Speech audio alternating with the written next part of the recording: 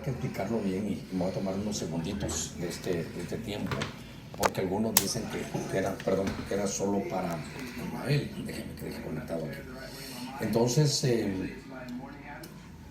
tenemos que hacer una lineecita de tiempo, una línea de tiempo para poderlo ver bien. Entonces, esto a mí me va a llenar de bendición y espero que a usted también, para ver una línea de tiempo. Ok. Entonces, en la línea de tiempo aparece en Génesis capítulo 14, creo que en verso 18, Germán, aparece por primera vez, aparece la palabra diezmo. Es la primera vez. La primera vez aparece la palabra diezmo. Les ruego que tomemos este punto muy importante.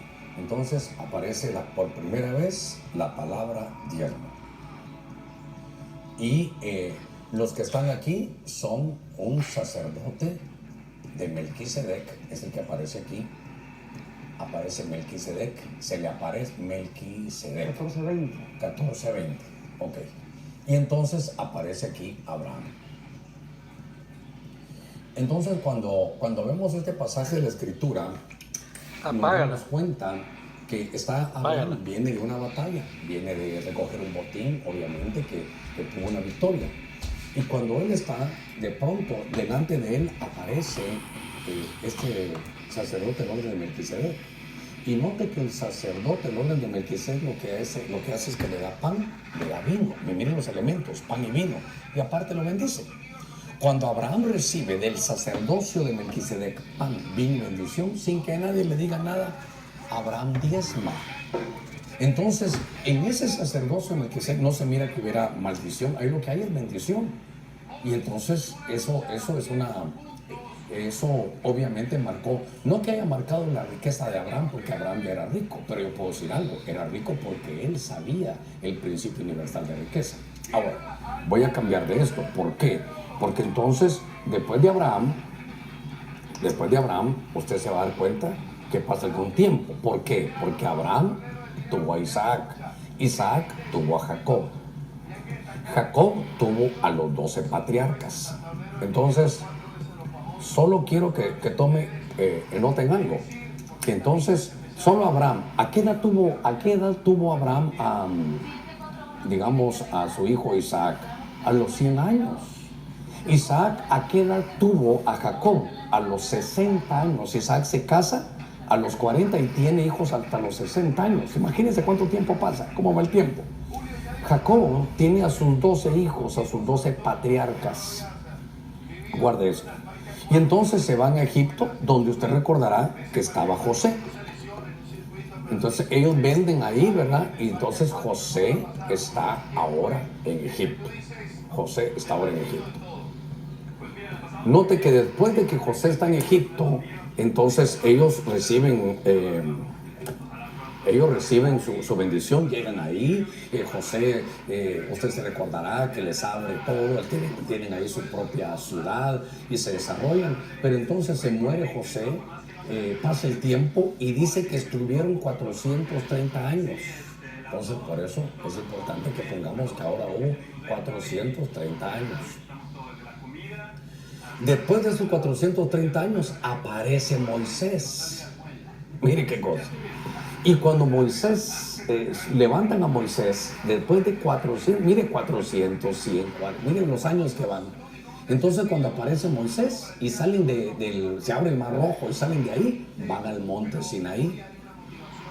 Y en el monte Sinaí le dan la ley, aparece la ley y aparece el diezmo levítico. Entonces esto va, aparece todo este tiempo de la ley y esto va hasta que el Señor aparece y se cambia la ley. Entonces todo este tiempo, todos estos, mire, 430 años salen, tienen ahí. Entonces ahora, voy a poner aquí, entonces en el sacerdocio levítico aparece el diezmo. Note, sacerdocio levítico, voy a poner aquí, sacerdocio levítico.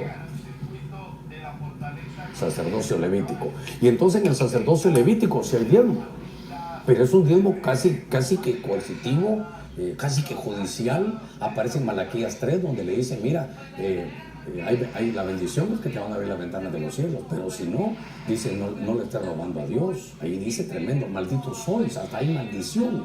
Entonces, en este diezmo, sí hay una maldición para el que no lo da. Note, por favor, le ruego, note esto, muy importante. Entonces, aquí hay maldición para el que no lo dé. Pero cuando viene el Señor, ahora voy a ir con el blanco. ¿Por qué? Porque cuando viene el Señor, esto se acaba aquí se acaba en la cruz. Cuando el Señor va ahí, a la cruz, entonces hay un cambio. El cambio se da que se quita la ley y viene la gracia. Entonces y cuando viene la ley, se acaba el sacerdocio. Mire qué lindo es esto, porque hay un cambio sacerdotal. Esto es lindo, porque hay un cambio sacerdotal. Después voy a utilizar esto. Hay un cambio sacerdotal. ¿Por qué? Porque en el río Jordán se juntan los dos. En el río Jordán está Juan el Bautista y está Jesús. En los días que Jesús vino, el verdadero sacerdote levítico, que era hijo sacerdotal, de descendencia sacerdotal, era Juan el Bautista. Y entonces Juan el Bautista tiene que someterse ahora a Jesús, que Jesús es un sacerdote nuevo, porque la Biblia dice en Hebreos que Jesús es el sacerdote del orden de Melquisedec. Entonces aquí, en la cruz, cuando vino el Señor, hubo un cambio sacerdotal. Buscate en Hebreos que dice, si hubo cambio de ley, es necesario que haya cambio de sacerdocio. Cambio de sacerdocio. Mire qué interesante. Todo a la luz de la Escritura. Cambio de sacerdocio. Entonces, ahora voy a agarrar el blanco otra vez. ¿Por qué? Porque entonces voy a volver al sacerdocio de Melquisedec. Solo voy a poner esto aquí. Hebreos 7:12. Hebreos 7:12, ¿qué dice? Porque cuando se cambia el sacerdocio, necesariamente ocurre también el cambio de la ley. Se cambió el sacerdocio. Entonces ahora buscame en Hebreos que Jesús es el sumo sacerdote del orden de Melquisedec. Entonces Hebreos 7:12. Hebreos capítulo 7, verso 12. Entonces ahora, aquí comienza la gracia. Aquí comienza la gracia. Estamos bajo la gracia ahora. ¿Ya? Aquí estaban bajo la ley. Que están bajo la ley, ahora estamos bajo la gracia. Y entonces ahora nos damos cuenta de que Pedro dice, le voy a dar su identidad, vosotros sois real sacerdocio. ¿Pero qué sacerdocio? La Biblia dice en Romanos 15 que hay que predicar el evangelio como un sacerdote. ¿Pero qué sacerdocio? Entonces tenemos que saber que como Jesús es la cabeza de la iglesia, el cuerpo, ¿qué tipo de sacerdocio será? Aquí dice, por ejemplo, desde el 7, te lo voy a leer. Cristo en los días de su carne, habiendo ofrecido oraciones, súplicas con gran clamor, lágrimas, al que podía librarle de la muerte, fue oído a causa de su temor reverente. Okay. Y aunque era hijo, aprendió obediencia por lo que padeció. Y aquí es lo que viene. Y habiendo sido hecho perfecto, vino a ser fuerte de eterna salvación para todos los que lo obedecen, siendo constituido por Dios sumo sacerdote según el orden de Melquisedec. ¿Hebreos qué es? ¿7? El verso donde dice Melquisedec, ¿sí?, es 5:10. Hebreos 5:10, que sumo sacerdote el orden de Melquisedec. 5:10. Entonces es 5:10. Entonces ahora, aquí le ruego algo. Con esto voy a terminar esta explicación. ¿Por qué lo puse de blanco? Para mayor didáctica, para que usted mire que el diezmo del sacerdocio de Melquisedec comenzó antes de Israel, ni existía. ¿Qué le parece eso? Israel ni existía. Hasta Abraham, ¿quién era? Gentil como usted y como yo. Gentiles que no es judío. Y se da cuenta que había un sacerdocio. Esto es importante. Que este sacerdocio de Melquisedec es un sacerdocio eterno. Es un sacerdocio eterno. Es un sacerdocio eterno.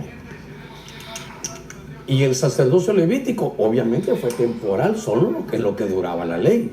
Entonces, aquí comenzó Israel. Mire, Jacob se convirtió en Israel. Jacob, se recuerda cuando hubo aquel cambio, Dios dice, ya no será tu nombre Jacob, sino será Israel. Aquí comenzó Israel. Y ahí ya se hace nación. O sea que, nación ya era, aunque todavía hasta que sale el desierto y ya se inaugura como nación aquí con Moisés ya libre, van al monte Sinaí y ahí le dan la ley. Ahí está el sacerdocio levítico. Pero esto se acabó cuando vino Jesús. Porque Jesús dijo, yo soy de la tribu de Judá, yo no nací levita, por el tanto el sacerdocio levítico no lo voy a desarrollar yo, pero Jesús dijo, yo soy del orden de Melquisedec. Entonces se mira, por favor aquí de blanco, miren estas dos, que el sacerdocio de Melquisedec es eterno. Y entonces eso nos garantiza que nosotros como iglesia somos el sacerdocio eterno. Y entonces, aquí estos son puntos.